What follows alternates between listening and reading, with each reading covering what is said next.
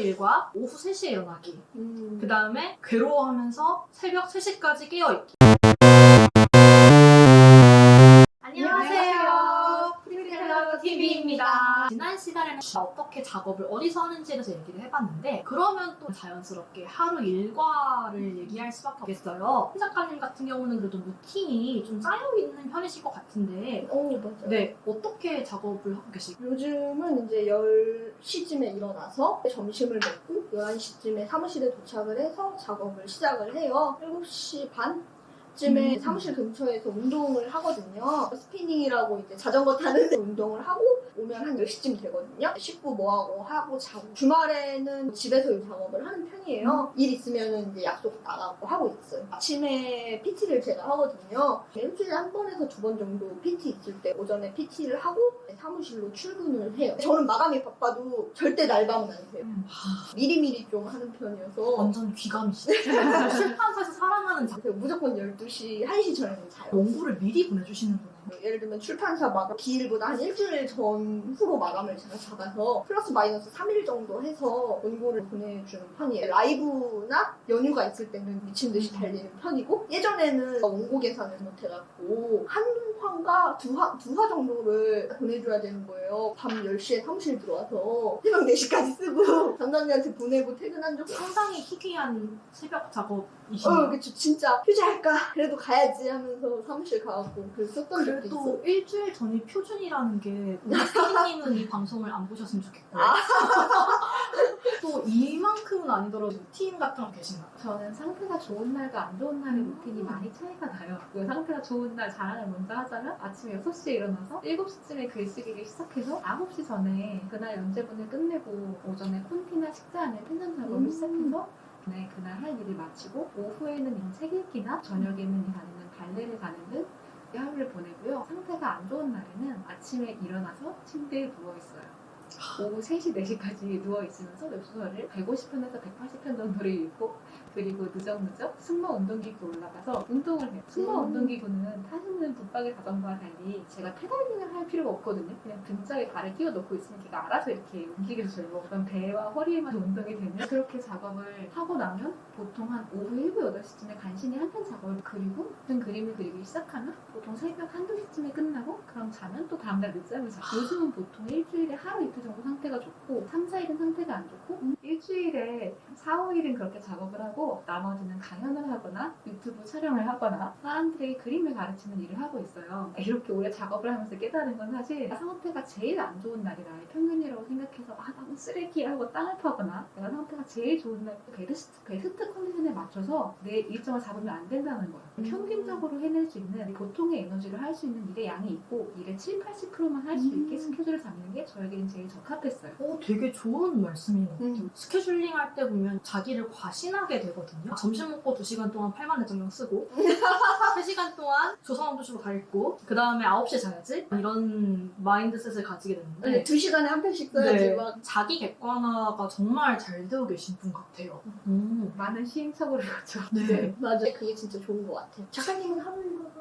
제가 제일 수소한 것 같은데 이거를 사실 최근에 확립을 했어요. 이 두 분과 다르게 저의 하루 일과 아침은 아니고 오후 3시에 일어나기, 그 다음에 괴로워하면서 새벽 3시까지 깨어있기, 아니 왜? 그 다음에 새벽 5시에 자기, 그 다음에 새벽 4시에 일어나기, 이렇게 했는데 네. 이 생활을 3년 정도 하다 보니까 불면증이 오기 시작하는 거예요. 올 여름부터 내가 이 타파해야겠다 해서 정신과를 가서 네, 수면 보조에 도움이 되는 약물을 처방을 받으면서 생활 패턴을 고치기 시작했어요. 지금은 유지를 하고 있는데 불면증은 괜찮아지셨나요? 네, 완전 좋았어요. 역시 현대의학, 여러분 불면증 있으면 꼭 의사를 찾아가셔가지고 처방을 받으세요. 무섭지 않아요. 맞아요. 네, 그런 거 진료 있어요. 시간 한 5분이면 돼요. 맞아. 네, 의사 선생님이 무섭지도 않고요. 좋습니다. 그래서 불면증 있으시면 꼭 가셔가지고 현대의학의 도움을 받으세요. 현대의학의 도움을 받은 이후로는 아침 7시에 일어납니다. 일어나서 공복 유산소를 해요. 스트레칭을 하고 공복 유산소를 하는데 스피닝을 하시고 승마를 하시는데 저는 아버지가 집에서 주워오신 그 실내 사이클이 있거든요. 네. 테스트를 해본 결과 층간소음이 없는 것으로 판명되어서 베란다에 놓고 바깥을 보면서 한 30분 탑니다. 전력 질주를 해요. 아직 체력이 후져가지고 전력 질주를 해도 6.5kg 정도 나옵니다. 나오면 배가 고프니까 아침을 먹고 그 전날 쓴 작업 일지를 봐요. 그럼 전날에 아 이런 거 좋았어. 오늘 이런 거 잘했어. 아 오늘은 이런 거 별로였어. 내일은 수정해야지. 이 정도? 3-4줄 정도로 써놔요. 오, 신기하다. 플러스 마이너스 종합해가지고 써놓는데 내가 제가 나중에 이거 보여드릴게요. 오, 좋아요. 써놓은 거를 보고 아 그래 오늘은 이렇게 작업해야지. 대부분은 지켜지지 않지만 10시 반에 딱 앉아가지고 작업을 시작을 해요. 2시간 정도는 트리트먼트를 짜고 2시간 정도는 한 편을 써가지고 PD님께 보내면 4시에 답장이 와요. 교정을 봐가지고 보내드리고 그 다음엔 웹소설을 봅니다. 라하 작가님처럼 150편, 180편을 막 3-4시간에 보진 않고 1시간 동안 10편을 봐요. 이제 메모를 해가면서 보기 때문에 네. 재미로 보는 것도 있지만 많은 동종 작가분들의 잘된 작품 경우는 한 번 쭉 읽고 나면 분석을 좀 하기 때문에 네 그렇게 하는 편이에요. 그 다음에는 자유시간.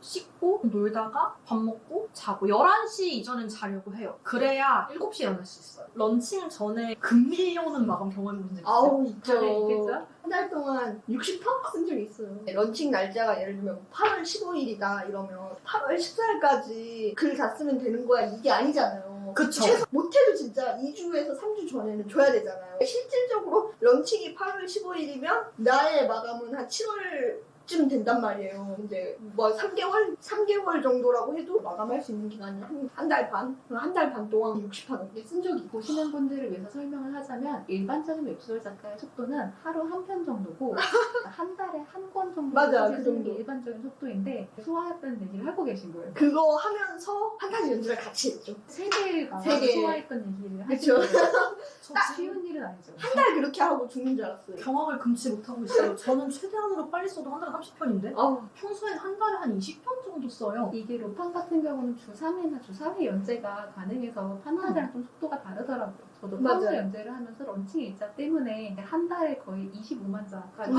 맞아요. 그렇게 되더라고. 그렇게 쓰지 않은 망을 맞출 수 없기 때문에 한번 달린 이후에는 손목에 인대랑 관절에 아, 문제가 이게- 생겨가지고 3개월 동안 쉬었어요. 관절이 너무 소중한데. 맞아요. 여러분 관절은 소중합니다. 그럼 론칭 임박했을 때 나 이렇게까지 극한 마감 해본 적 있다. 저 같은 경우는 송년회 때 다들 파자마 입고 노는데 혼자 외롭게 캐롤이 흐르는 가운데서 작업을 해본 적이 있거든요.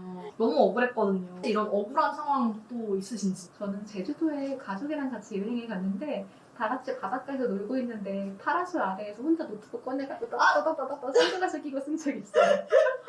아 이건 멋진 얘기인데 전 파자마 입고 했는데 이분은 선글라스 끼고 하셨는데 근데 놀고 싶은데 그 선글라스 끼고 글 쓰고 있으면 바닷가에 막 비키니 입고 뛰어가는데 혼자 이렇게 노트북 먼저 한 달에 60화 쓰셨을 때는 상황이 어떠셨나요? 아무도 안 만나고 집 사무실 그냥 한 달 동안 살았어요. 그렇게 하니까 이제 쓸 수 있었던 건데 두 번 다시 하고 싶지 않고 비슷한 게 이제 마감한 경우가 있는데 멕시코 시티 공항에서 12시간 비행하고 사람 키만한 의자 있는 그 불편한 스타벅스 옆에서 스타벅스에서 이제 자리 마련된 곳에서 마감을 해갖고 보내준 적. 그리고 나서 이제 쿠바 여행을 갔었거든요. 새벽에 일어나갖고 원고를 쓰고 잔 적이 있어요. 그게 야. 되더라고요.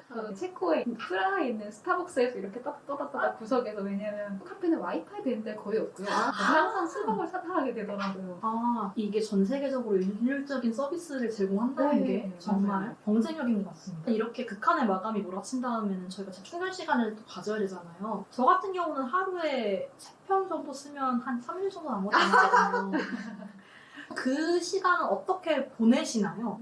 뭔가 취미나 이런 게 있으신가요? 모바일 게임을 좋아해서 작업할 때도 모바일 게임을 계속 돌려놓고 자동 사냥만 없는 게임은 안 합니다. 아 그러면은 작업을 하시다가도 자동 사냥 끝나면은 띡 네네, 누르시고 그 막 그러세요? 2분이나 3분에 한 번씩 계속 눌러줘야 되는데 익숙해갖고 보지도 않고 계속 이벤트 기간에는 막 누르고 굿즈 같은 것도 되게 많이 사고 현질도 하는 편이어서 스트레스를 약간 그런 데다 풀어갖고 작업할 때 게임 같이 돌리고 뭐 길드 톡방이나 이런 데서 들어가서 놀고 그러기도 해요. 유튜브 같은 거 많이 보고 마인크래프트 유튜브 어린이들이 보는 잼민이 유튜브 이런 거 너무 좋아해갖고 보면서 스트레스를 좀 많이 푸는 편이에요. 저도 유튜브는 되게 많이 보는데요. 약간 마음이 붕 떠가지고 인테리어 영상을 봐요. 아직 내 집 없는데 계약도 안 걸어놨어요. 살 수 있을지 없을지도 몰라. 또 다른 취미로는 지적 허용이 있어가지고 항상 동경했어요. 이과생들이 막 기하와 벡터 얘기하고 양자역학 얘기하는 게 너무 멋있어 보였기 때문에 나도 저런 멋진 이과생이 될 거야 라고 생각을 해서 취미라고 하면 뭐 하지만 최근에 정신대시 인강을 결제를 해서 고등학교 1학년 수학을 배우고 있어요. 근데 수능을 안 본다고 생각하니까 제법 재미있더라고요. 이거 수험생분들이 들으면 기만이지. 아니에요, 기만이지. 하지만 저는 직장인이니까요. 네. 수학은 정답이 있는 문제라서 되게 좋은 것 같아요. 수학을 굉장히 못하는데 이번에 테스트를 해보니까 초등학교 6학년에서 중학교 1학년 정도 사이가 나오더라고요. 세상을 살아가는데 필요한 기본적인 가계부나 회계에서 복식 풀기 같은 걸 하고 싶은데 수학적인 능력이 필요하기 때문에 제가 간호사 생활을 하면서 IV 줄 때 용량 계산하는 거 말고는 수학을 진짜 잘 모르겠는 거예요. 이쪽 수학은. 저도 수학 강의를 보고 있고 하지만 중학교 2학년 과정을 하고 있습니다. 근데 대신에 영어를 잘하시잖아요. 영어랑 수학을 같이 공부해볼까 하고 칸 아카데미에서 영어로 수학 과정을 하고 있는데 덧셈, 뺄셈, 나눗셈이라는 용어도 영어로 나오면 되게 낯선 거예요. 그래서 엄청 틀리고 있어요. 그럼 부호로 안 해주고 다른 단어를 써가지고 부호로 나오는 문제들도 있는데 왜 그런 거 있잖아요. 강을 건너려고 하는데 몇 명은 어떻게 되어 있고 몇 명은 무엇이냐 이런 서술형 문제가 나왔을 때 이러면서 문제에 휩싸이고 그게 영어로 나오니까 네. 해야 돼. 굉장한데 이거? 그리고 수학 강의 외에도 다른 힐링 팩터는 없으세요? 저는 작업을 많이 하고 나면 저한테 작업은 제 안에 있는 걸 꺼내는 작업이기 때문에 항아리 안에 있는 걸 다 퍼내면 내가 비어있군 하는 생각이 들 때가 있어요. 그래서 그럴 때 예전에는 영화나 아니면 글을 많이 보거나 사람을 만나는 걸로 채우려고 했는데 최근에는 오롯이 나 혼자만의 시간을 가지는 것이 중요하다. 내 감각을 다시 깨닫는 게 중요하다고 생각해서 이 두 분이 말씀하시는 자가 마련과 30대 영끌의 파도에 힘입어서 이미 집을 사고 리모델링을 했거든요. 그때 제가 제일 중요했던 것은 큰 욕조를 사는 거였어요. 큰 욕조를 넣어서 거기에서 내가 원하는 때 단신욕을 할 수 있는 완전 몸을 푹 담글 수 있는 뜨거운 물 안에 들어가서 내가 원하는 이불자를 집어넣고 아무 생각도 하지 않고 나를 비우는 시간을 가지는 되게 좋았어요. 요가나 발레를 하기도 하고 최근 시작한 양궁을 하러 가기도 하고 하면서 몸을 움직이는 시간이 필요하더라고요. 저는 집 사면은 홈집 만드는 게 꿈인데 저는 벽거울을 설치했거든요. 설치가 생각보다 안 비싸요. 2, 30만 원 정도 거울로 하고 스트레칭만 해도 거울 보고 하면서 약간 이렇게 움직이면 좀 재밌거든요. 또 이런 꿀팁이 있습니다. 네, 오늘은 생활에 대해서 알아봤고 말씀해주신 것 중에 키워드를 하나 뽑았어요. 세무회계에 대한 키워드를 뽑았는데 저희가 돈 관리, 재산 관리를 하고 있는지 맞아요. 집을 사야 되는 사람은 어떻게 하고 있고 이 재산을 마련한 사람은 어떻게 하고 있는지 대단한 걸 하고 있지는 않습니다. 저는. 그런 얘기를 해보는 시간을 다음에 한번 가져보도록 할게요. 오늘은 여기까지 하겠습니다. 그럼 여러분 구독과 좋아요 부탁드려요. 감사합니다. 감사합니다.